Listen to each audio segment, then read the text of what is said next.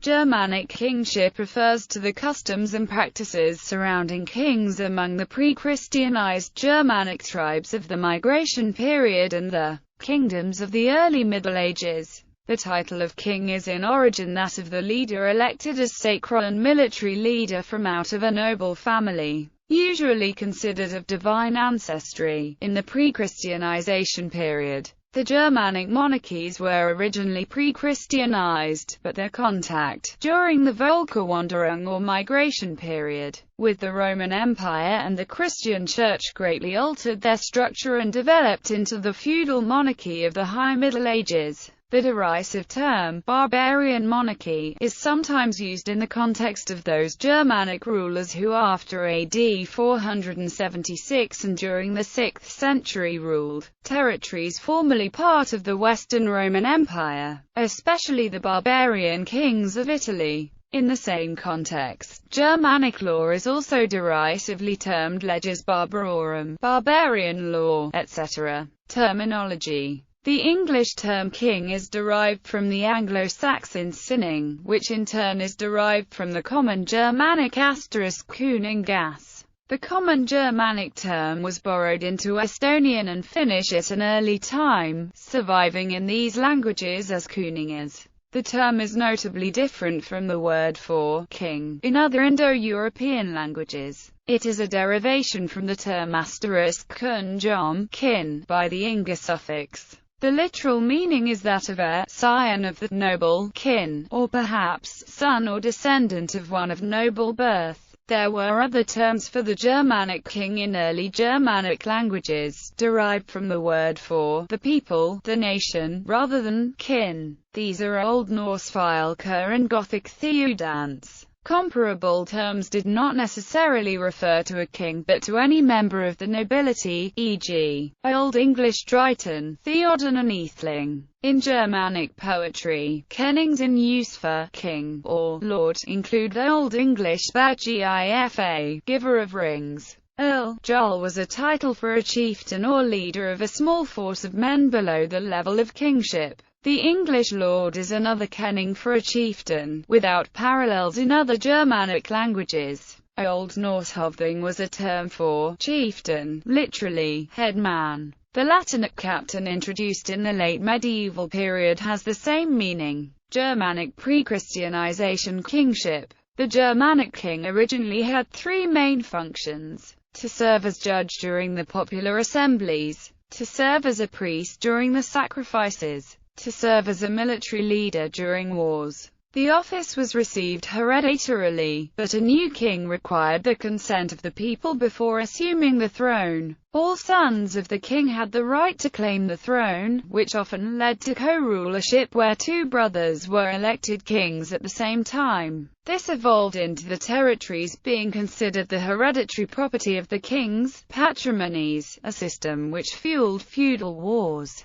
because the kings could claim ownership of lands beyond their de facto rule. As a sort of pre-Christianization high priest, the king often claimed descent from some deity. In the Scandinavian nations, he administered pagan sacrifices at important cult sites, such as the temple at Uppsala. Refusal to administer the blots could lead to the king losing power. According to the testimony of Tacitus, some early Germanic peoples had an elective monarchy already in the 1st century. They choose their kings by birth, their generals for merit. These kings have not unlimited or arbitrary power, and the generals do more by example than by authority. Germanic pre-Christianization society had three levels: the king, the nobility and the free men. Their respective political influence was negotiated at the Thing. According to the testimony of Tacitus, about minor matters the chiefs deliberate, about the more important the whole tribe. Yet even when the final decision rests with the people, the affair is always thoroughly discussed by the chiefs.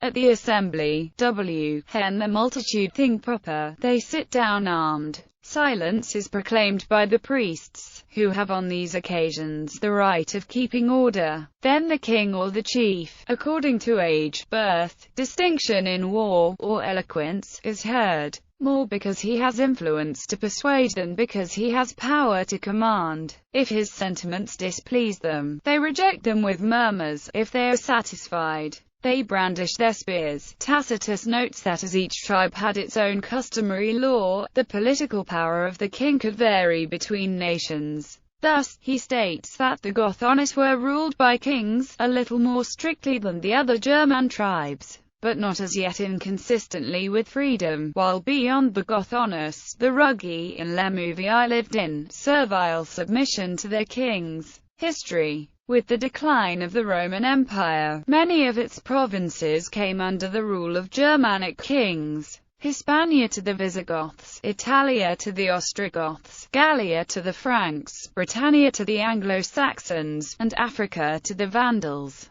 These nations had by then been in contact with Rome for a century or more and had adopted many Roman customs. They had also been Christianized, and pre-Christianization practice was slowly being replaced. The Frankish state under the Merovingian dynasty had many of the characteristics of Germanic monarchy under heavy influence from secular and ecclesiastic Rome. Its kings, through their division of the territory, treated it not as a state independent of themselves, but as their patrimony, land won by conquest. The king was primarily a war leader and a judge. There are many theories to explain the collapse of Merovingian power, most of which blame the inability of later Merovingians in war as an important factor. The commonly cited occasion of Sigebert III sobbing in his saddle after a defeat highlights the importance of victory in battle for a king who is chiefly a warrior. The principle of election, which determined Germanic succession, was abandoned in those states under the heaviest influence from the papacy, such as Merovingian Gaul, where hereditary succession and the divine right of the reigning dynasty was recognized.